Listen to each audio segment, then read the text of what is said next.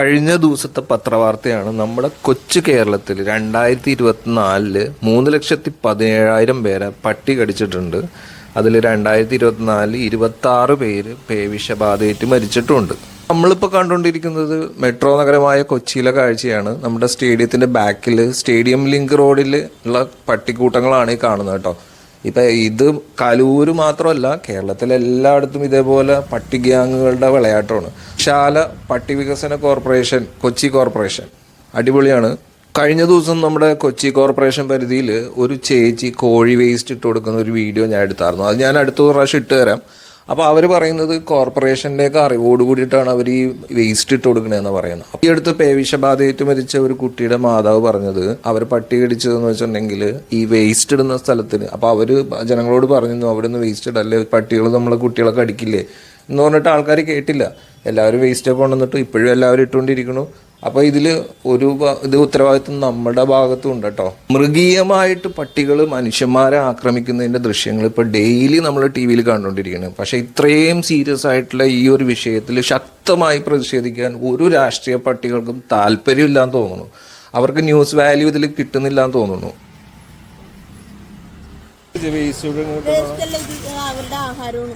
പട്ടികൾക്കാ കുറെ നാളായിട്ടാണ് കൊടുക്കണം. 6 വർഷമായിട്ടല്ലേ? വേറെ അങ്ങനെ കൊടുത്തു പട്ടികളങ്ങനെ ശല്യമൊന്നും ഉണ്ടാക്കുന്നില്ലല്ലോ. ചേച്ചിയുടെ പേരെന്താ? ഇതുണ്ടോ അവര് അല്ല അവരിടാൻ പാടില്ല, അവരിടാൻ പാടില്ലെന്ന് വല്ല പറഞ്ഞിട്ടില്ല. ഇട്ടോളാൻ പറഞ്ഞു. ഞങ്ങൾ ചോദിച്ചിട്ടാ കൊടുത്തത്. ഞങ്ങൾ പറഞ്ഞു ഇങ്ങനെ പ്രശ്നമില്ലാതെ ഇവിടെ കൊടുത്തോണ്ട് വീശല്ലേ. അപ്പൊ ഇപ്പൊ അതിൽ മാറിയില്ല അങ്ങോട്ട്. ഞാൻ പോലീസ് ക്യാമ്പിന്റെ ഉള്ളിലേക്ക് കൊടുക്കുന്നുണ്ട് പട്ടികൾക്ക്. പിന്നെ എന്റെ വീട് എല്ലാവരും സഹകരിക്കും. കുറച്ച് വെള്ളവും കൊണ്ട് വെച്ച് കൊടുത്ത് അവർ കുടിച്ചിട്ട് ആ വണ്ടിയുടെ ഇപ്പൊ കൊടുന്നോളും. നമുക്ക് ആർക്കും ശല്യം ഉണ്ടാവും. അവർക്ക്